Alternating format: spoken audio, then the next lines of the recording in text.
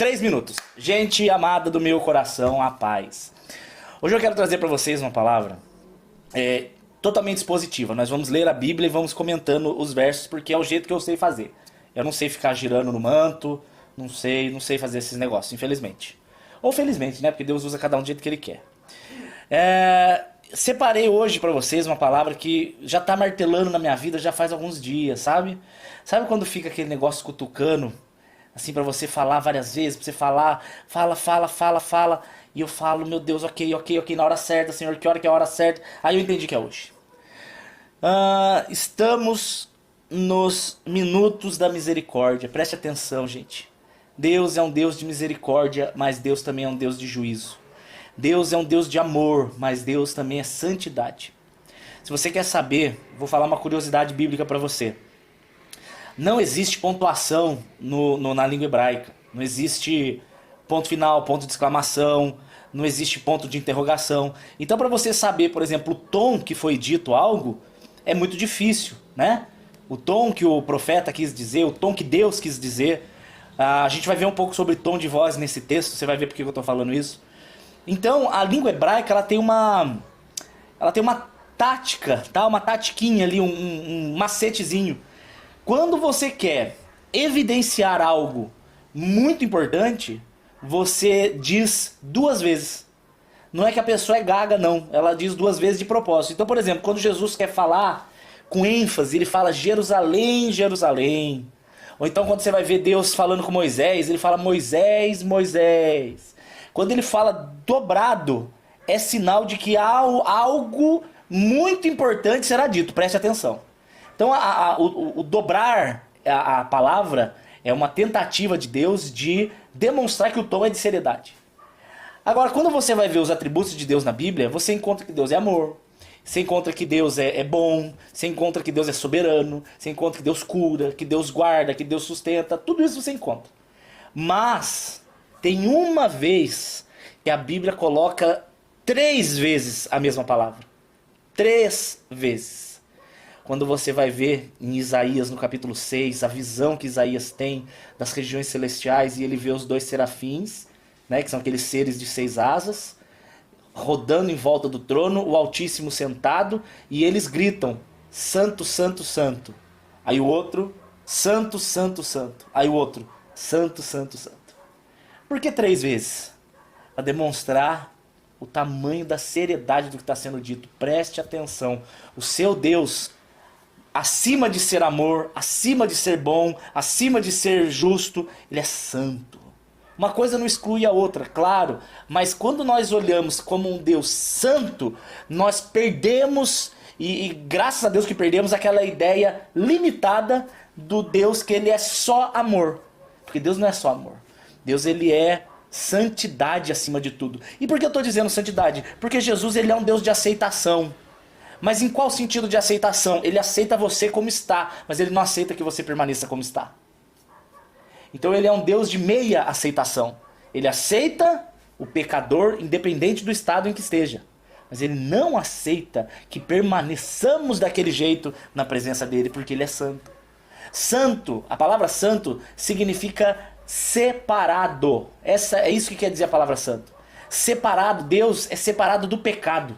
Nós somos santos no sentido de separados para Ele, mas Deus é santo no sentido de separado do pecado. Deus não admite a menor das impurezas. Porque se eu pegar essa água aqui, ó, se isso aqui fosse uma água destilada, a Leila diz que sempre assiste, mas nunca fala meu nome. Leila, não fica triste, porque eu posso nunca falar o seu nome, mas a Bíblia diz em Isaías 43 que Deus te chama pelo nome.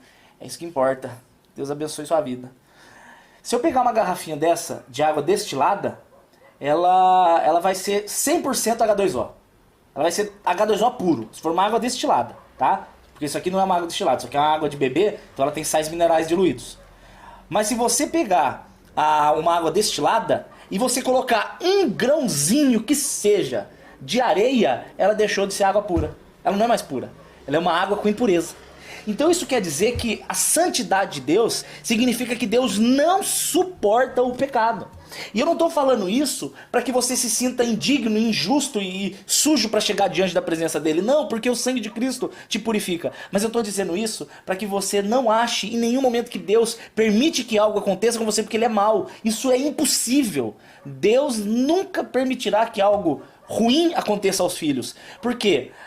Para considerar algo ruim, eu tenho que entender o começo, o processo e o fim. Aí eu consigo analisar se algo é ruim.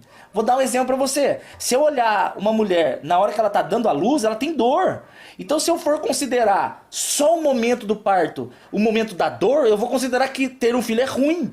Mas se você olhar o processo da concepção, que é o sexo, que é um negócio muito bem bolado, óbvio. O processo, preparar o quarto, comprar as coisinhas, o enxoval, e pinta a parede, coloca bercinho, e escolhe nome, aquela coisa gostosa, né? Da preparação. É o processo. Aí no meio do processo tem a dor do parto. Se eu olhar só a dor, eu vou limitar quem Deus é. Eu vou limitar o processo. Porque aí eu vou considerar que Deus é mau. Por quê? Porque eu estou olhando um ponto específico no meio do processo. Mas não, a Bíblia diz em Isaías 46 que o Senhor, o nosso Deus, ele é aquele que ele olha o começo e o fim de uma vez só. A santidade de Deus impede que ele faça mal aos seus filhos. Até a correção não é má, a correção é boa. Por quê? Porque se não houver correção, o filho não tem limites na onde ele chega de pecaminosidade. Então o Espírito Santo ele serve como, eu não gosto de falar essa palavra, ele serve, mas uma das formas de demonstrar amor do Espírito Santo é corrigir o filho. Porque a correção do filho não permite que ele chegue no fundo do poço, aonde ele chegaria se não houvesse correção. Então quando Deus ele permite que algo aconteça para te levar de novo à presença dele, se eu olhar só aquele momento vai parecer ruim. Aí eu vou falar, meu Deus, isso é ruim. Olha o que está acontecendo. Perdi um emprego, bati um carro, tive uma doença, tive alguma situação contrária. Mas calma, você está olhando a dor do parto. Você não está prestando atenção que o plano de Deus envolve concepção, processo, a dor e o nascimento da criança. E Jesus fala que quando a criança nasce, a mãe até se esquece da dor, pela alegria de ter colocado no mundo um filho. Então a santidade de Deus impede, não existe essa chance de existir dor na vida do filho, porque Deus é mau. Isso nunca vai acontecer. Nunca, nunca, nunca, nunca. A dor na vida do filho tem um propósito. E a pergunta não é o porquê eu estou sofrendo. E eu escrevi um porquê junto aqui no texto, aqui no título. Tá? Gente do Facebook, porquê é separado. Eu não sei porque que tá junto, porque eu escrevi no título. Enfim, pouco importa, né? A pergunta não é o porquê sofremos. A pergunta é pra quê? Pra quê? Qual é o propósito? Qual é a intenção? Qual é o objetivo do que eu tô passando? Será? Eu divido o sofrimento em 4 pontos. Eu vou comentar deles no meio do vídeo aqui. Eu divido em 4 pontos. Nós temos um sofrimento para correção de rotas. Nós temos um outro tipo de aflição e sofrimento que é para crescimento. Por quê? Porque se você permanecer na sua zona de conforto, você não cresce. Muitas pessoas, presta atenção, não sabem viver, buscar a Deus no tempo de qualidade. Eles só sabem buscar a Deus quando a situação aperta. Então o que Deus vai fazer? Ele vai apertar. Ele vai apertar. Porque se não apertar, gente, presta atenção. Vocês já viram esteira de aeroporto? Eu vou simular aqui. A esteira do aeroporto é o seguinte. Se você ficar parado, a esteira te arrasta. Não adianta entrar arrastado não, Alan. Eu vi que você está atrasado e você já vai perder um ponto na nota. A esteira te arrasta. O mundo, caminhar as coisas de Deus e as coisas do mundo é o seguinte. É necessário uma demonstração, um despendimento de esforço. Não para a salvação, mas para a manutenção da mesma. Santidade demanda esforço. Justificação é graça. Santificação é interesse. Então existe um sofrimento que é para causar crescimento. Você já viu gente que só busca a Deus quando está com problema? Está na introdução mesmo. Se você só busca Deus quando você está com problema, você vai viver com problemas. Porque o amor de Deus não quer que você o perca.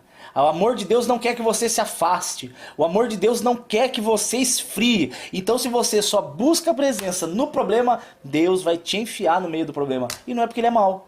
Porque, como eu falei no começo, a santidade de Deus impede que ele faça o mal para você. Para os filhos, ok? Não que Deus seja mau para os não filhos, mas os não filhos servem de instrumento para os filhos. O compromisso de Deus é com a palavra dele na vida dos filhos. Deus não tem compromisso com criatura. Criatura é instrumento. Por isso que ele usa Faraó. Por isso que ele usa mula, por isso que ele usa Judas. Criatura é instrumento, velho. Para que a vontade dele se cumpra na vida dos filhos. Então nós temos esse segundo sofrimento, que é o sofrimento para crescimento. Tem um terceiro sofrimento, que é o sofrimento do testemunho. Que você vê que Deus está permitindo você passar por aquilo, não sem estar contigo. É isso que é precioso de Deus. Deus, ele permite, mas não abandona. Ele sabe que dói, mas ele tá junto, porque ele tem um porquê e um pra quê nessa situação. É muito carinho isso, cara. E aí nós temos o quarto sofrimento, que é o sofrimento daqueles que não sabem viver na bênção. Se forem abençoados, eles se afastam. Exemplo, os 10 leprosos que Jesus curou. Aqueles 10 leprosos gritavam para Jesus curá-los, e Jesus curou os 10. Naquele mesmo momento em que os 10 foram curados, 9 esqueceram de Jesus. Então é interessante porque Jesus fez o bem para 10 e ele só teve gratidão de 1. Então às vezes você fica triste porque você tem 10 amigos e 1 te trai.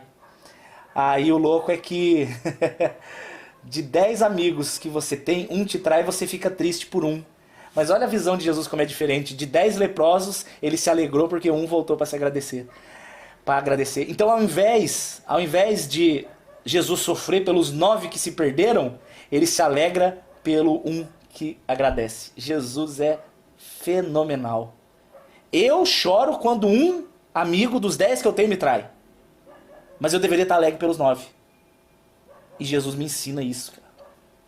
É o sofrimento de quem não sabe ser abençoado. Esses leprosos, eles foram alcançados pelo amor de Deus, mas eles foram traidores, eles abandonaram. Agora, aquele 1 que foi curado, que voltou para agradecer, esse é um cara que sabe viver na bênção. Ele sabe viver bem. Ele sabe viver na paz. Porque mesmo na paz ele não esqueceu quem foi o Senhor que o trouxe a esse momento de paz. Então, tendo sido introduzidos a este começo dos 4 sofrimentos, vamos para João capítulo 11, porque já foi 20 minutos. É assustador. Já foi 1/3 da palavra. Que predestinação à vista. É o Lucas, vai plantar batata, véio. Esse é assunto para outro vídeo. João capítulo 11. Estava, porém, Lázaro enfermo na cidade de Betânia. Betânia, uma aldeia de Marta e Maria, as irmãs de Lázaro. Eu li ao contrário, né? Eu li Marta primeiro, mas pouco importa. Maria era aquela que tinha ungido o Senhor com unguento e tinha enxugado os pés com os cabelos, cujo o irmão Lázaro estava enfermo. Só uma curiosidade aqui bíblica, existem 2 mulheres que lavaram os pés de Jesus, ok? Tem uma mulher que é dita em Lucas, que ela não é a mesma dita em João e em Marcos, tá bom? Não é a mesma, são 2 mulheres. Uma delas é a Maria, irmã de Lázaro, e outra fala que é uma pecadora, mas não fala o nome dela, tá bom? Só para não haver confusão. 3. Mandaram-lhe, pois, as suas irmãs dizerem: Jesus, eis que está enfermo aquele que tu amas. Então, povo de Indaiatuba que eu amo, olha aqui. Quem que estava passando pelo processo? Alguém que Jesus ama. Então isso aqui está mostrando a ação de Deus na vida de um filho, tá bom? Vamos continuar porque isso aí muda tudo. Jesus, ouvindo isso, disse: essa enfermidade não é para a morte, mas é para a glória de Deus, para que o Filho de Deus seja glorificado por ela. Gente, pelo amor de Jesus Cristo, não digam esse texto para pessoas doentes, como se fosse um desejo que você tivesse que isso acontecesse. Vou te explicar em detalhes. Eu conheço muitas pessoas, não é uma, não é duas, não é três, mas 10, que tiveram algum parente, seja pai, mãe, filho, esposa, marido, que ficou doente e alguém chegou com essa palavra dizendo: olha, irmão, eu quero te dizer que essa doença não é para a morte, mas é para a glória de Deus. Se você não souber o que você está falando, se você não tiver certeza do que você está fazendo, você está profetizando segundo a carne. E isso é maldição. Eu digo isso porque Jesus aqui, ele lançou essa profecia para Lázaro. A não ser que você tiver muita certeza que Deus está te mandando dizer, você não pode, preste atenção, profetizar não é dizer o que você quer que aconteça. Isso não é profetizar. Isso é você orar. Você ora: Senhor, em nome de Jesus, que essa doença não seja para a morte, mas seja para a sua glória. Você está orando. Agora, o profetizar significa você estar sendo instrumento verbal da voz de Deus. Então, você não profetize o que você quer que aconteça. Isso não é profecia. Tá? Profecia é você dizer o que você tem certeza que Deus mandou ou que a palavra de Deus te permite profetizar. Então, por exemplo, eu profetizo em nome de Jesus que se você confessar os seus pecados, o sangue de Jesus te purifica de toda iniquidade. Isso eu posso profetizar, porque a Bíblia diz isso. Mas eu não posso profetizar para o doente: olha, Deus está mandando dizer que essa enfermidade não é para a morte, mas é para a glória de Deus. A não ser que eu tenha muita certeza do que eu estou fazendo. Senão eu estou sendo falso profeta. Vocês entendem isso? Não é uma questão não é uma questão de você não tem fé. Não, eu tenho muita fé. Mas se não é a vontade de Deus, eu posso explodir de fé, que eu não vou mover a vontade dele. Simples. Gente, a oração não move Deus ao meu favor. Eu não pego na oração e coloco Deus aonde eu quero. Mas enquanto eu estou orando, é Ele que me pega e me põe onde Ele quer. Não invertam os processos aqui da oração, ok? Então Jesus disse isso para Lázaro, por quê? Porque Jesus pode... E era uma profecia específica para Lázaro. Quer ver um outro erro que as pessoas cometem? De profetizar o que não é para elas? Quando você vai ver o texto de Isaías, eu não me lembro qual agora. Não é Isaías, não, é Atos 16. Atos 16, viajei. Quando Ué, acabou o vídeo aqui? Caiu. Voltou. Quando você vai ler Atos 16 e você vê Paulo e Silas falando assim pro cara: creia no Senhor Jesus, será salvo tu e a tua casa. Eu vejo pessoas profetizando isso para as outras: olha, creia no Senhor Jesus, porque será salvo tu e tua casa. Eu não posso falar isso. Eu não posso, porque eu não sei se vai ser salva a casa do cara. A gente pode dizer: olha, em nome de Jesus, creia no Senhor Jesus e nós oramos para que seja salvo toda a tua casa. Maravilha. Maravilhoso. Você não foi um falso profeta. Por quê? Lancem a dúvida no colo de Deus. Então fala assim: olha, eu vou orar por você e eu desejo muito que você seja curado, mas Deus fará o que Ele quiser. Pronto. Você automaticamente tirou das suas costas a responsabilidade de ser um falso profeta. A intercessão não move a mão de Deus. Mas não vai dar tempo de falar isso agora, Gilmar, desculpe. Eu tenho pouco tempo para falar do resto do texto. Depois a gente conversa no WhatsApp. Jesus disse isso: essa enfermidade não é para a morte, mas é para a glória de Deus. Então Ele disse sobre a vida específica de Lázaro. Específica. Olha que interessante. Lázaro era amado por Jesus. E Jesus também amava Marta e Maria. Deixa eu dar um pause, vai. Eu não vou poder continuar porque a galera... Não. Paulo falou para o carcereiro. Paulo não deu essa promessa pra gente. Tá? Isso não é uma promessa de Deus. Que se você crer, a sua... Tem um cachorro asqueroso aqui do vizinho. Não pode falar mal de cachorro, né? A galera é defensora de cachorro. Desculpa. Tem um fofinho, cachorrinho fofinho que está tentando conversar com quem passa na rua. A gente tem que tomar muito cuidado, gente, quando você vai assumir pra você o que não é uma promessa pra você, tá? Essa, por exemplo, do será salvo tu e tua casa, não é uma garantia. Porque a Bíblia não diz que se você crer será salvo tu e tua casa. Essa profecia foi lançada exclusivamente pro carcereiro. A gente tem que entender que nós, dentro da nossa casa, nós vamos dar testemunho, nós vamos orar, nós vamos amar, nós vamos cuidar, nós vamos falar da palavra, pregar o evangelho, mas não tem nenhuma garantia de que a família toda será salva. Não tem essa garantia. Pode ser que sim, mas pode ser que não. A responsabilidade não é minha. Não é minha. Não, o diabo não tem esse poder de me cobrar de converter a minha família. Eu vou orar todos os dias para a salvação da minha família. Eu vou pregar sempre que possível, mas não tem nenhuma texto na Bíblia que garante: olha, se você crer, a sua casa inteira será salva. Não, porque aquela profecia foi para o carcereiro e não para mim. Então a gente tem que crer que nós seremos instrumentos de Jesus, como é o semeador de Mateus 13. O semeador de Mateus 13, ele sai lançando as sementes. Mas ele não conhece quais são os solos. Tem solo que é fértil, tem solo que é de pedra, tem solo que é no meio do caminho, tem solo que é no espinho. Então, eu não sei o que vai acontecer. Eu não posso afirmar algo que eu não sei. Porque senão você vê uma cobrança. Assim, você vê, por exemplo, 1 Coríntios capítulo 7, Paulo não fala que é certeza que a mulher que anda em santidade converterá o marido. Não, ali é uma possibilidade. Ele não está falando que todas as mulheres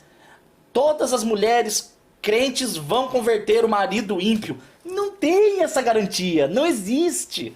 O que a mulher crente faz? Ela ora, ela ama, ela cuida, ela é parceira, ela dá bom testemunho. Mas se vai ter a conversão ou não, não tem como saber, não é uma garantia, porque salvação é individual e é um problema de Deus. Não é uma responsabilidade sua. Nunca na sua vida deixe o diabo te dizer que a pessoa não foi convertida por culpa sua. Não é verdade. Não é verdade. Não existe esse poder em mim de converter pessoas. Não é por muito falar, não é por bons argumentos, não é por uma boa homilética, uma boa eloquência, não, velho. É por uma ação do Espírito com a pessoa e a gente não entende. A gente não entende. Eu já expliquei dias e dias e dias de Bíblia para uma pessoa que não creu. E outra pessoa, eu simplesmente cheguei e falei, olha, Jesus ama você, quer salvar o teu casamento. A pessoa aceitou Jesus na cozinha da fábrica. Isso já aconteceu. Então, assim, não dá para explicar. Não depende de mim. É isso que você tem que entender, não depende de você. Lázaro, vamos continuar aqui porque o texto é sobre a ressurreição de Lázaro. Ouvindo, pois, que Lázaro estava enfermo, Jesus ainda ficou 2 dias aonde estava. Interessante isso. Porque quando Jesus diz, não é para a morte essa doença, mas é para a vida, é para a glória de Deus. Ele disse isso 2 dias antes de Lázaro morrer. Mas ele sabia que Lázaro ia morrer. E ele já sabia que a morte de Lázaro, de alguma forma, também serviria para a glória de Deus. Então é isso que eu falo pra você. Se você olhar, se você pegar no ponto de vista cronológico, eu tô assistindo muito Dark. Olha, eu tô ficando muito com linha do tempo na cabeça. Se você olhar só o momento da doença de Lázaro, só o momento, ele vai ter o sofrimento, ele vai ter aquela situação ruim, contrária, e se você só focar esse momento da dor, você vai questionar Deus, porque Lázaro estava em sofrimento. Aí você fala assim, como assim Lázaro era amado por Jesus, mas está sofrendo? Porque Jesus não olha só o momento, Jesus olha o processo completo. Jesus estava falando que isso redundaria para a glória dele, não pelo momento da dor, mas pelo momento da ressurreição de Lázaro, lá da frente. Então às vezes você está passando uma situação e você fala, Senhor, cadê você? E Jesus fala, eu estou contigo, isso é uma promessa. Ó, isso eu posso profetizar. Mateus 28, 20. Eis que estarei convosco todos os dias, até a consumação dos séculos. Isso eu posso profetizar. Olha, profetizo que o Senhor Jesus estará com você todos os dias, até a consumação dos séculos. A gente pode encaixar aí João capítulo 15. Permaneçam em mim e eu permanecerei em vós. Então, se você permanecer em Jesus, ele nunca vai deixar de permanecer em você. Sim, isso é uma profecia, isso eu posso dizer, isso é uma promessa de Jesus. Então é interessante que o Lázaro, parece que Jesus ignorou a doença dele, enrolando por 2 dias. Ah, ele está doente, mas deixa ele lá porque eu tenho coisa a fazer. Esses 2 dias estavam dentro do plano. O plano de Jesus não envolvia curar Lázaro. Meu Deus, e você acha que ele não orava? Você acha que Lázaro não clamava? Você acha que Maria e Marta não clamaram? Eles eram crentes, eles eram fiéis a Deus, eles amavam a Jesus, eles criam em Jesus. E você acha que ele não orou? E por que ele não foi curado? Se ele era um homem que Jesus amava, se era um homem que Deus amava, se era um homem íntimo de Deus, por que ele não foi curado? Porque o plano não envolvia a cura. O plano envolvia a ressurreição. O plano não focava a doença, o plano não focava a dor, o sofrimento, muito menos a morte e nem os 4 dias de fedor dos gorozinhos andando no meio do tecido conjuntivo, do tecido muscular dele. Não estava isso no plano. Aliás, estava no plano, mas esse não era o objetivo do plano, né? Vou corrigir aqui. O objetivo era o milagre da ressurreição. Então, a pergunta do por que sofremos? Para que sofremos? Não é para você olhar o sofrimento agora.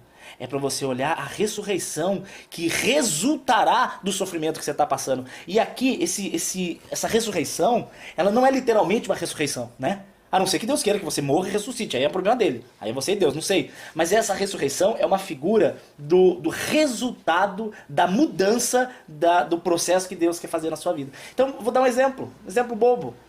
Vou comparar isso com a minha saída na Volkswagen.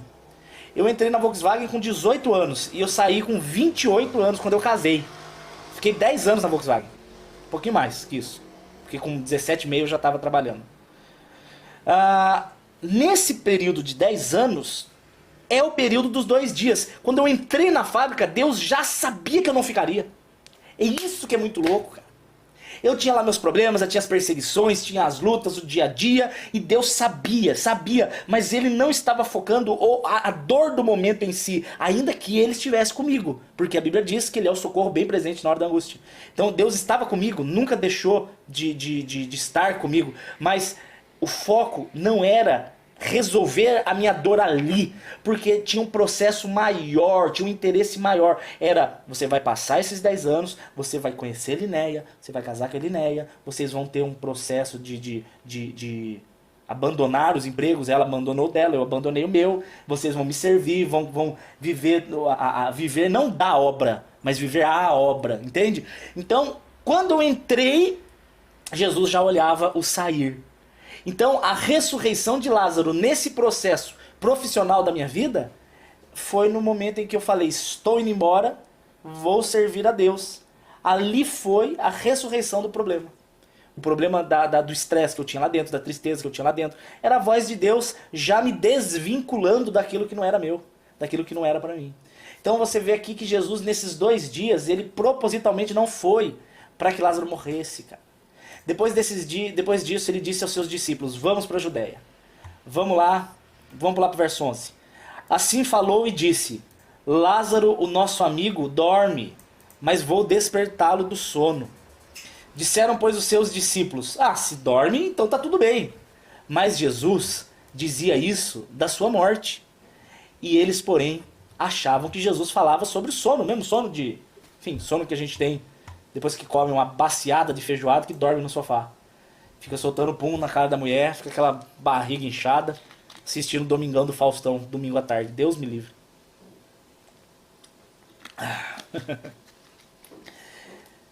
Agora, olha essa palavra de Jesus aqui no verso 15. Esse verso 15 para mim é a chave do texto.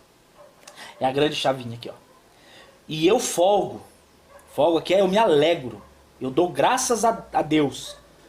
Se bem que Jesus não fala graças a Deus, Jesus fala graças a eu, né? Graças a eu.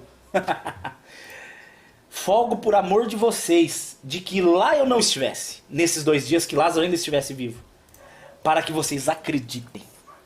Mas vamos lá ter com ele. Por quê? Curar é fácil. Curar, Jesus já curava, estava todo mundo acostumado a Jesus curando. Jesus curava vários, era um até do outro. Era cura em fast food. Botava a mão, estava curado. Mas Jesus queria algo a mais. Jesus queria demonstrar o seu poder de uma forma superior. Então ele falou, graças a eu que eu não estava lá, para que vocês acreditem. Disse então Tomé, chamado Dídimo, a gente vai lá para morrer, porque Jesus estava sendo ameaçado de ser apedrejado. Então Tomé é o tipo de amigo que é parceiro, velho. É aquele cara que você fala, mano, vamos. Ele fala, cara, vai dar M. Mas eu vou, né? Fazer o quê? Eu, por exemplo, sou um péssimo amigo para ir em parque de diversões. Porque eu tenho horror de altura. Eu não gosto. Me dá dor de cabeça, me dá dor de barriga, dá vontade de fazer cocô. Eu fico nervoso, uma mão sua, dá fome. Não gosto. Mas aí as pessoas falam, vamos. Aí pra ninguém ficar falando, viadinho. Aí eu falo, meu Deus, então vamos, vai. Vamos, né? Fazer o quê? Vou morrer? Se cair o brinquedo, eu tô morto. Vai ser só bacon espalhado pelo paralelepípedo, mas vamos lá. Foi Dídimo. A gente vai ser apedrejado, mas vamos. Ele era parceiro. Chegando, pois, Jesus descobriu, ele já sabia, na verdade, que achou, né? Que já havia 4 dias que ele estava morto. Betânia estava de Jerusalém 15 estádios de distância. 15 estádios dá mais ou menos 3 quilômetros, dá exatamente 2 quilômetros e 770. Muitos dos judeus que que tinham ido consolar Marta e Maria acerca do seu irmão. Fácil, né? Quando morre alguém, você tá lá junto chorando. É fácil. Porque daí tá aquela aparência de piedade, né? Ai, tadinho, como você... Tá lá, fácil você ser carinhoso na morte. Eu quero ver você ficar feliz quando o seu irmão comprar o carro que você queria e você não tem dinheiro. Aí eu quero ver você... Eita. Né, Linéia? Fica nada, né, bem? Aí não fica. Você quer saber se o seu coração é convertido de verdade? Entre várias possibilidades de julgamento quanto aos bons frutos, um deles é você se alegrar com a vitória do outro, quando a vitória do outro é muito maior do que a sua. Eita! Chora, né? Palavra diz isso, né? A gente tem que chorar com quem chora. Se alegrar com se alegra. Muito bem. Disse, pois, Marta a Jesus. Quero que vocês prestem atenção aqui. Marta é a amarga. Maria é a humilde. A Marta era aquela generalzona, sabe? A Marta. E a Maria era aquela mais criançona, mais alegre. Vou te mostrar aqui. A forma como você chega diante de Deus, presta atenção nisso que a mulinha com sobrepeso aqui vai te falar. A forma, eu não sei se o pronome relativo é a forma com a qual você chega ou é a forma com que você chega, eu não sei. Vou chutar com o quê? A forma com que você chega diante de Deus, se bem que eu acho que é a qual, demonstra muito qual é o entendimento que você tem de quem é Deus para você.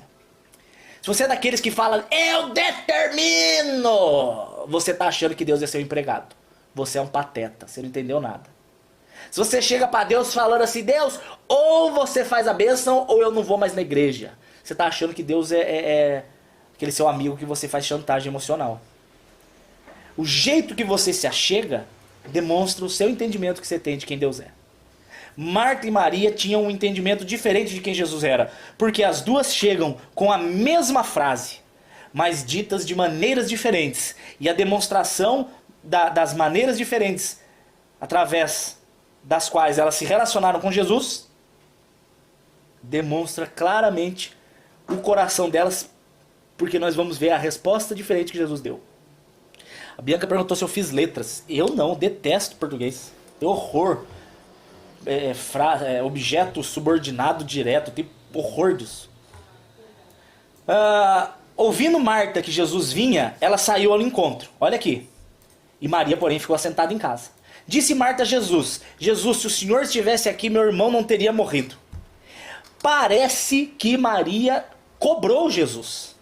Parece que Maria foi daquelas, tipo Edir Macedo, que diz assim, meus amigos, minhas amigas, meus irmãos, minhas irmãs, se você deu dízimo para Deus, Ele é obrigado a te devolver. A sua fuça chega diante de Deus cobrando, Deus é obrigado a me retribuir. Não entendeu nada de quem é o cocô da pulga cósmica do ser humano, achando que tem alguma moral de colocar o Criador Altíssimo na parede. Nosso Deus conta as estrelas pelo nome. Ele conta cada uma pelo nome e tem mais estrelas no céu do que grão de areia na terra. Nós estamos falando de um Deus que mede o mar a palmos, que mede os céus a palmos, que coloca a água do oceano nas palmas das suas mãos, que a terra é o estrado dos seus pés, é onde ele descansa o pé. E para vir um cara e falar de cobrar Deus, vai te catar. Então ela chega diante de Jesus, a Marta ela chega com um tom assim, Senhor, olha, se o Senhor tivesse aqui, meu irmão não tinha morrido. Tipo assim, se você atrasou em Jesus, você podia ter vindo. Mas Senhor, eu também sei que tudo que pedires a Deus, Deus te concederá. E aí Jesus diz, o teu irmão há de ressuscitar. Ele ainda foi amoroso e ele falou, Maria, Marta, seu irmão vai ressuscitar. Ele já contou o final do plano para ela.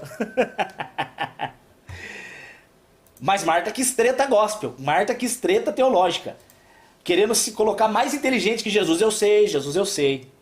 Eu sei que ele vai ressuscitar na ressurreição do último dia. Mas não era disso que Jesus estava falando. Sabe o que Marta parece aqui? Aquelas pessoas que tentam terminar a frase do Gago. Você já viu? O cara vira e fala, eu quero ir na Aí o cara, padaria! Ele, não, é papelaria, cala a boca, deixa eu terminar. Sabe aquela pessoa que tenta entrar no meio do assunto e cortar o assunto? Espera! Ouça primeiro. Sabe onde que eu tô vendo isso?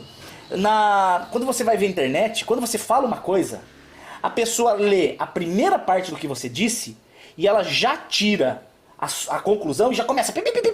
Só que não é o que você falou porque ela não leu o resto. Então, gente, nós estamos nos dias onde as pessoas estão muito aceleradas. Calma. Ouve, senta, ouve, absorve. Tente. Nossa, tem um engasgo aqui. Calma, absorve, entende. Aí você responde.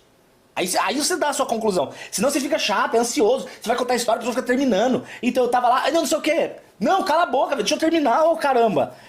Nossa, que chato, velho. O pior é que eu admito que eu faço isso. Deus tá me tratando, eu tô pegando pra mim mesmo. Tá vendo, Daniel? Presta atenção. Tô prestando atenção, Daniel. Que bom, Daniel. Desculpa, Daniel. Tá perdoado, Daniel. Louco. Disse-lhe Marta, eu sei que você vai ressuscitar no último dia. E disse Jesus, aí Jesus primeiro fala assim, ô Marta, eu que sou a ressurreição, Marta. Sou eu, minha filha. Não é o último dia, não, sou eu. Eu sou a ressurreição e eu sou a vida. Aquele que crê em mim, ainda que morto, aquele tá falando de cemitério, ainda que no cemitério tem vida eterna. Então vocês, a gente, ó, eu vou falar uma coisa. Mas eu sei que nós não temos sangue de barata. Sangue de barata são pessoas sem sentimentos, né? Nós temos sentimentos. Se meu pai morrer e minha mãe morrer, óbvio que eu vou chorar. Eu amo demais meu pai e minha mãe. Agora, é muito estranho uma pessoa que conhece a Deus, que sabe que vai ter o reencontro, né? Aí fica, ai, morreu, meu Deus do céu. Normal, o luto. Aí passa uma semana, morreu, meu Deus do céu. Tá de luto. Passa um mês, morreu, meu Deus do céu. Isso não tá normal. Um ano, morreu, meu Deus do céu. Vai se tratar. Vai se tratar. Porque não está no cemitério. Gente, Dani, ok? Dani, estou andando de carro, aí vou fazer a curva, aí vem o cara, e bate o carro, e explode, morri. Aí fica aquele cheiro de costela do Outback na estrada, sou eu pegando fogo dentro do carro, morto. Dani foi pro caixão, teve que comprar um pouco mais largo pra caber, aquela coisa toda, está lá. Ai, o Dani, olha lá o Dani, morreu, tadinho, pregador do evangelho, de Taubaté, amava Deus, amava a mulher dele, amava o biscoito. Tá lá, morreu, aqui ó. Não, gente, não, eu estou na glória, eu estou com Deus, eu estou com o Pai, não sou eu ali. Então a gente trata o presunto ali como se fosse a pessoa, não. Gente, a carne volta ao pó, do pó veio, do pó vai. Você não é isso aqui, ó, isso aqui, ó, é tecido, isso aqui é único, eu preciso cortar. Isso aqui vai embora, isso aqui é pó, vira pó. Agora, você que crê e se tornou um com Jesus, está mais vivo do que todas as pessoas dessa terra. Porque você está na presença do Altíssimo. Meu Deus do céu. E é isso que Jesus está falando. Marta, sua anta. Jesus não fala anta porque ele é muito, muito amável. Mas se fosse eu, falaria, Marta, sua anta. Eu sou a ressurreição e a vida. Aquele que crê em mim, Marta, ainda que lá no cemitério, não vai morrer, vai estar vivo. Todo aquele que vive e crê em mim nunca morrerá. Você consegue crer nisso, Marta? É interessante Jesus perguntar, você consegue? Você crê nisso, cara? Aí ela cai em si.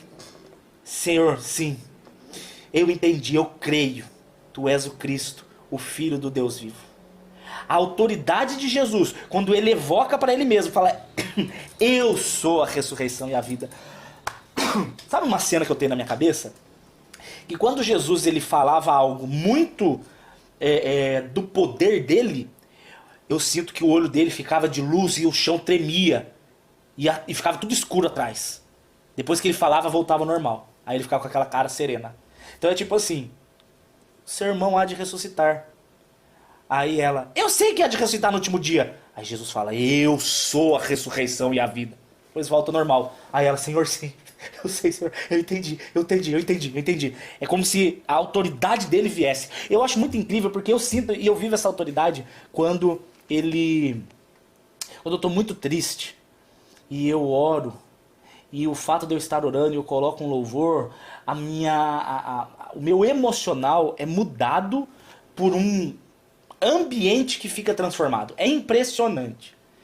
Tava meio triste ontem, aí eu fui pro meu carro, peguei o carro, fui só pra dar uma volta no quarteirão, e eu coloquei uma música do Azaf, que fala assim: Te contemplo, ó Pai, na beleza da sua santidade, te adoro com amor, em espírito e em verdade, por aquilo que tu és, eu me prostro aos teus pés. Ó, foi um minuto de música eu já tava bigodão, cremoso de ranho, que delícia, tudo salgadinho, presença do Senhor. Essa autoridade de Jesus, quando ele é invocado, a autoridade dele vem, a luz vem, toda a treva vai embora. Todas as trevas vão embora. Alguém perguntou se a Eli tá pregando. Bianca. Sim, com certeza. Cada dia melhor. Aquela mulher é impressionante. Senhor, eu creio. Tu és o Cristo, o Filho de Deus vivo. E dito isto, partiu. Chamou em segredo Maria, sua irmã, dizendo: O mestre está aqui e ele te chama. E ela, ouvindo isso, levantou-se logo e foi ter com ele. Pois Jesus ainda não tinha chegado na aldeia, mas estava no lugar onde Maria o encontrou. Maria, pra você ver como ela é acelerada, né? Ela já foi lá para encontrar com ele no meio do caminho. Gente, não esquece de curtir o vídeo, hein? Eu fico vendo que vocês assistem, já é o 10º vídeo que você assiste, você não marca ninguém, você não curte. Pelo amor de Deus, ajuda aí. Verso 31. Vendo, pois, os judeus que estavam com ela em casa e consolavam, quando viram que Maria saiu apressadamente, eles acharam que ela estava indo para o sepulcro chorar.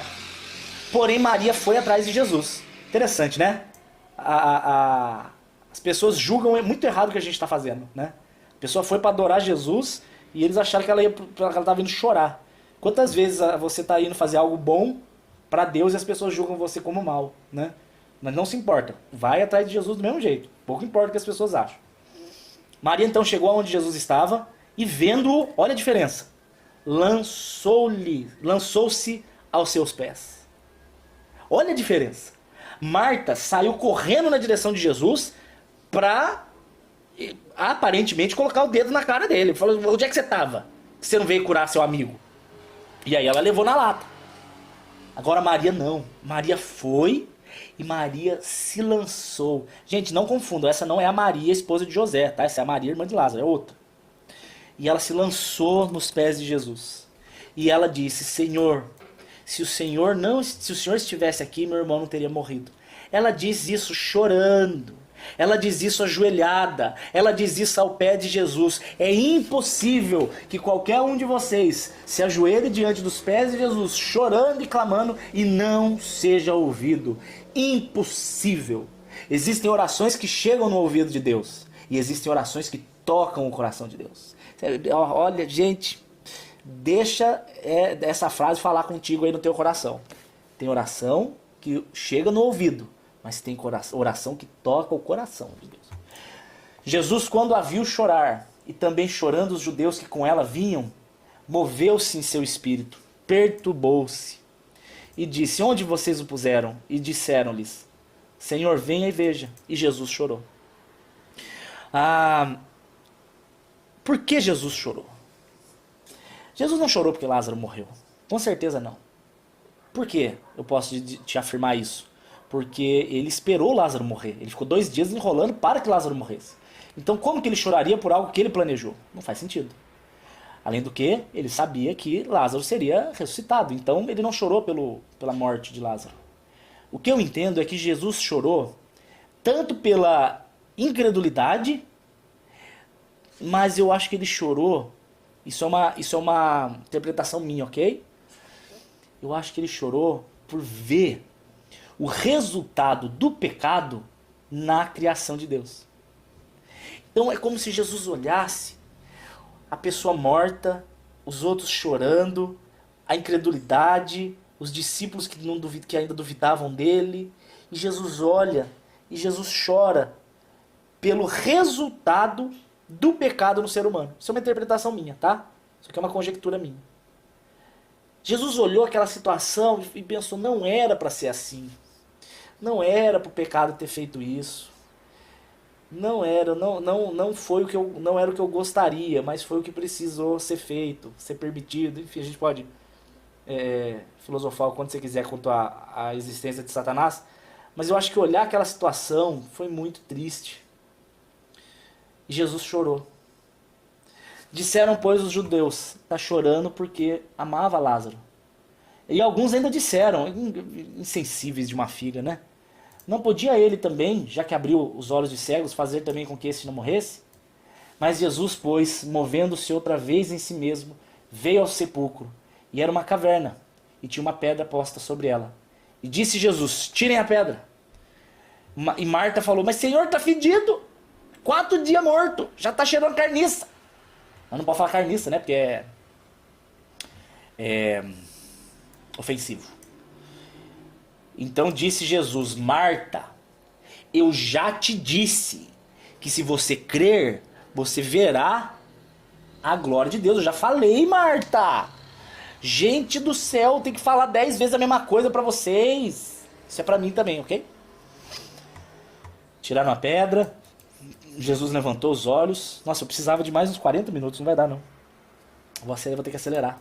E disse, Pai, te dou graças, porque o Senhor me ouve. Meu Deus. Jesus, ele dá graças a Deus mesmo antes da oração dele ter sido respondida. Você já parou para ver isso? Lázaro ainda não havia sido ressuscitado, mas só pelo fato de Deus ouvir a oração, ele já era grato. Isso tem tudo a ver com Filipenses 4.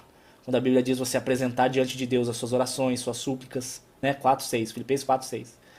Apresenta as suas necessidades e a paz de Deus que excede o entendimento guarda o seu coração. Então você ora e sente paz, depois vem a resposta. Essa sequência da intimidade com Deus é intimidade com Deus, paz e depois a resposta dos seus problemas. Deus não manda a resposta antes. A resposta não vem depois de orar. Antes da resposta e depois de orar é a paz que excede o entendimento. Isso é top demais. Senhor, aí Jesus disse, eu sei bem que sempre me ouve, Pai. Mas eu estou dizendo isso por causa da multidão. Então Jesus aqui está usando a aflição de Lázaro como testemunho. Você entendeu? Ele está propositalmente falando, Senhor, orando para que as pessoas vejam. Então, meu querido, tem muita situação na sua vida que Deus só está permitindo, não sem passar contigo, Ele não te abandona, Ele está contigo, ok? Você não está sozinho, sozinha. Mas Ele está permitindo, sabe por quê? Porque tem gente te observando.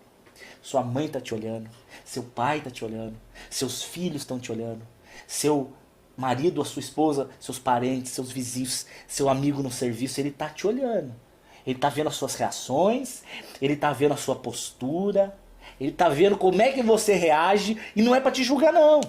Ele está vendo porque você é, de acordo com 2 Coríntios 3:3, a carta escrita pela mão de Deus para o mundo ver, para o mundo ler, para o mundo olhar, para o mundo enxergar, porque a luz de Jesus não habita neles, a luz de Jesus habita em você, e é através da sua vida que eles vão enxergar Deus.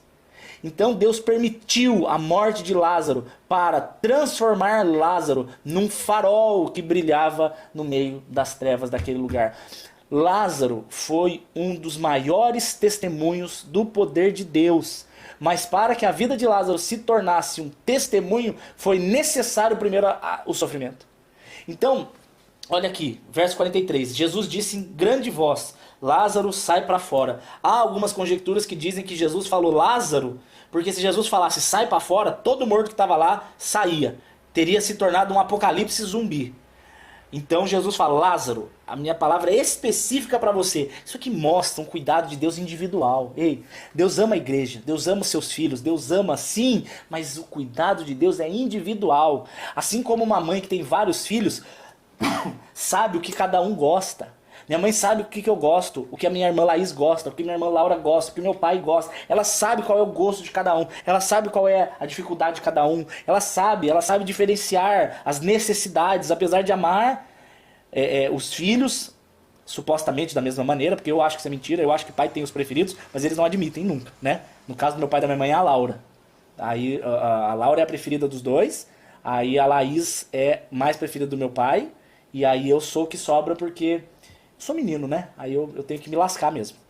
Então, mas aí o que é interessante? Jesus conhece um por um Lázaro, a sua necessidade, Lázaro, é ressuscitar. Então, Lázaro, você ressuscita. Por que Jesus não falou para mim? Por que não é para mim? Porque eu não preciso de ressurreição, eu já estou vivo. Então Jesus, ele sabe a necessidade de cada um. A de Lázaro era a ressurreição, a minha não é. Só que olha que incrível. Todo mundo quer ter testemunho forte, não é verdade? Você quer ter um testemunho daqueles que você conta e, meu Deus, abala a igreja. Você vai contar, e Deus fez isso, e Deus fez aquilo, e Deus fez assim, e Deus fez daquele jeito. E a galera, glória a Deus, aleluia, meu Deus do céu.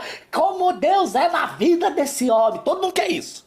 Mas todo o testemunho só é testemunho porque primeiro teve um sofrimento. É impossível ter testemunho sem sofrimento antes. Para ter vitória tem que ter guerra. Para ter conquista tem que ter luta. Não adianta. E quanto maior é a luta, maior é o testemunho. Então é interessante que você vai ver que o maior testemunho da Bíblia para mim, no Jesus, é o morto ressuscitar. Eu acho mais difícil ressuscitar morto do que curar cego, né? Curar paralítico, curar cego, curar coxo, expulsar capeta, é milagre, óbvio. Mas é menor do que ressuscitar o morto. Ressuscitar o morto é mais difícil. Então Lázaro, no ponto de vista do milagre, foi um milagre muito maior. Só que as pessoas querem ter o milagre de Lázaro, mas não quer passar a aflição de Lázaro. Então olha só, a Bíblia ela mostra que Deus ele vai usar a nossa vida conforme nós estejamos prontos para sermos usados. Então se você, meu querido, não está passando por uma luta, por uma consequência de um pecado que você tenha feito, tá? Se não é consequência de pecado que você cometeu, eu posso te garantir que há um propósito nessa luta, e essa luta será tornada em testemunho para a conversão de pessoas, para impactar a vida de pessoas, para firmar os seus pés na rocha, para te corrigir a rota e a caminhada. Olha, toda vez que vem alguma situação ruim, a primeira coisa que eu já falo, Senhor, vamos lá. O que isso vai virar testemunho no Facebook? Tô falando sério. Eu penso isso sempre. Quando acontece alguma coisa, eu já penso, o que eu vou escrever no Facebook? Eu já me acostumei a correlacionar. A aflição vai virar testemunho. A aflição vai virar testemunho. Isso é ruim por um lado, porque vive a aflição. Mas isso é maravilhoso por outro, porque tudo vira testemunho. É uma vida de experiências com Deus. Não é uma vida rotineira, sabe? Uma vida feliz, cara. Então eu quero orar agora com você para te dizer que eu sei que você deve estar passando alguma situação muito complicada, eu sei. Eu sei que você está com problema para arranjar emprego. Eu sei que você está com problema com seu marido, com a sua esposa, vocês não estão muito bem. Eu sei que você tem dificuldade com seu pai, com a sua mãe, é difícil se relacionar com eles. Eu sei que você está sofrendo por algum problema de doença, você está com algum problema aí, alguma coisa, você está preocupado. Eu sei que você está aflito pelo corona, eu sei que você está aflito com essa doença maldita do Covid. Eu sei isso, eu sei. Agora deixa eu te falar uma coisa, o Senhor também sabe. Jesus sabe até melhor do que eu e até melhor do que você. E existem muitas situações que você está passando que elas estão sendo instrumento, ainda que você não perceba o que você está olhando no momento, mas elas estão sendo instrumento para te levar num patamar que você não iria alcançar se não fosse essa aflição que você está passando. Se não é o choro, você não vai ter o Deus que te consola. Se você não passar uma necessidade, você não vai ver que Deus é o Deus que te sustenta. Eu posso falar com toda convicção do meu ser, Deus é um Deus que sustenta. Olha, não foi uma, não foi duas, mas umas 20 vezes de eu olhar e falar, Senhor, preciso pagar tal conta, eu preciso pagar o aluguel, preciso, Senhor, preciso em nome de Jesus. E aí vem, pastor, tá aqui uma bênção, Deus tocou no meu coração. Teve um dia, eu não gosto de falar de dinheiro, não gosto, mas eu preciso testemunhar, porque é o que acontece comigo. Teve um dia que eu precisei de um valor exato. E um cara desconhecido me mandou uma mensagem dizendo, pastor, sonhei com você. E Deus falou e ele abençoou o valor exato. É uma loucura. Eu posso falar, Deus sustenta as necessidades dos filhos. Eu conheço pessoas que foram consoladas em dores absurdas. E elas podem dizer hoje, olha, Deus consola o que chora, porque eu chorei e ele enxugou minhas lágrimas. Eu sei que você pode ser um daqueles que já passou por uma experiência com Deus de ter sido injustiçado, por exemplo, e Deus te fez justiça. E aí você vai falar, eu sei que Deus é o Deus que satisfaz a sede e fome daquele que tem sede e fome de justiça. Ele é um Deus justo. Porque você viveu aquilo. Então olha só, uma coisa é eu falar da Bíblia, porque eu conheço a palavra, então eu vou lá e falo. Outra coisa é eu pegar o que eu conheço da palavra e juntar com aquilo que eu estou dizendo que é experiência na minha vida. Então eu junto os dois lados. Conhecimento da palavra e experiência pessoal. Contra um testemunho que envolve ensino da palavra, conhecimento da palavra e testemunho pessoal, isso se chama experiência com Deus. A experiência é o conhecimento da palavra aliado com a vivência. Quando você junta os dois, conhecimento e vivência, você tem uma autoridade inquestionável. Você pode perder, gente, você pode, Deus pode tirar seu dinheiro, sua saúde, sua família, seu carro, seu emprego. Você pode perder tudo isso. Mas essa experiência nunca mais alguém tira de você. Não tem como. Eu posso até ser um apóstata que abandona a fé, mas eu vou ter lá na minha mente a memória do que Deus fez. Eu não vou conseguir negar, eu não posso negar. Eu não vou negar que Deus fez milagre em mim. Ai, cara, eu não posso negar. Você não pode. Sabe uma coisa que você não pode negar? Porque tem gente achando aí, eu não tenho nenhuma experiência com Deus. Ah, é? Sua baleia orca ingrata. É impossível você dizer isso. E é ingratidão você dizer isso. Baleia orca é um bicho ruim, porque se a pessoa que tá ouvindo isso é gordinha, ela vai ficar magoada, né? Então, sua doninha. Você já viu doninha? É o Timão, do Timão e Pumba. Se bem que ele é um suricate, mas é parecido. Enfim. Você hoje, você só tá de pé hoje, porque até hoje, todas as armadilhas lançadas, todas as armas forjadas, toda a tentativa do diabo de te destruir, às vezes até usando pessoas, não deu certo, porque você está de pé até hoje. Eu sempre falo isso e eu quero terminar falando que na vida daquele que é filho, os gigantes só se levantam para tombar. Para isso que ele se levanta para tombar. Ele se levanta para que você seja levantado como Davi no meio onde você está. Davi só foi Davi por causa de Golias. Já parou para pensar nisso, né? Davi só foi reconhecido como Davi porque ele derrotou Golias. Se não fosse Golias na vida de Davi, Davi não seria quem ele foi. Não é muito louco isso? Ele tinha um reconhecimento de Deus, mas não das pessoas. Então, o Golias na sua vida, ele só se levanta para tombar e Deus usar como testemunho para te colocar cada vez mais no centro do plano específico e maravilhoso que ele tem para sua vida, viu? Você não é uma pessoa qualquer. Você não está largado nesse mundo à toa. Você não é um erro. Você não é simplesmente um espermatozoidezinho com 23 cromossomos que nadou mais rápido do que os outros espermatozoidezinhos ao se unir aos outros 23 cromossomos do óvulo da mamãe. Não, você não é uma obra do acaso. Você é um plano de Deus perfeito e Deus é poderoso para fazer infinitamente mais. Viu? Então o seu sofrimento não é à toa. O seu sofrimento tem propósito, tem motivo e data para terminar. Nem um dia mais, nem um dia menos. Não é nem pouco para que você não aprenda o que precisa e não é nem muito para que você não morra e desista no meio do processo. Deus abençoe vocês. Vamos orar? Em nome de Jesus, Pai, muito obrigado pelo ao vivo de hoje. Muito obrigado pelos meus irmãos. Muito obrigado pelas revelações do Evangelho. Muito obrigado, Senhor. Eu quero te clamar agora, em nome de Jesus, Papai querido, que essas aflições que nós passamos, se é necessário que as passemos, Pai, que seja contudo junto contigo. Porque se o Senhor estiver comigo, meu Deus, eu posso ir até o inferno pregar o Evangelho, mas desde que o Senhor esteja comigo. Se o Senhor estiver comigo, não há limites para o que eu possa fazer. Se o Senhor estiver comigo, não há nenhum gigante que vai me entristecer. Se o Senhor estiver comigo, o impossível não existe. O Senhor fará tudo o que o Senhor quiser, desde o sustento emocional, até o sustento físico, até o sustento financeiro, o Senhor guarda e cuida, e o seu propósito será cumprido, porque agindo o Senhor, quem impedirá? Em nome de Jesus, você receba a paz que você estava tanto precisando. E eu tenho certeza que você entrou nesse ao vivo de um jeito e está saindo de outro. Não por mim, porque eu sou um bunda mole aqui de Taubaté, mas pelo Espírito Santo, que pode usar qualquer um, inclusive o Dani, para lembrar você de que você é amado e guardado pelo Senhor, Criador de todas as coisas. Amém? Gente, eu mandei uma crônica muito legal ontem. Espero que vocês possam ler. Fala sobre sofrimento, um foco um pouco diferente, um pouco mais, com bastante textos. Manda um e-mail pra mim. Mas por que você não manda? Qual é o seu problema? Só mandar aqui, ó, daniel.sade@uol.com.br. Eu vou mandar a crônica pra você. E se Deus tocar no teu coração, né? Enfim, essa obra não para, você pode abençoar lá no finalzinho teus dados. Mas me avisa, por favor. Eu preciso declarar o imposto de renda e eu quero muito orar por você.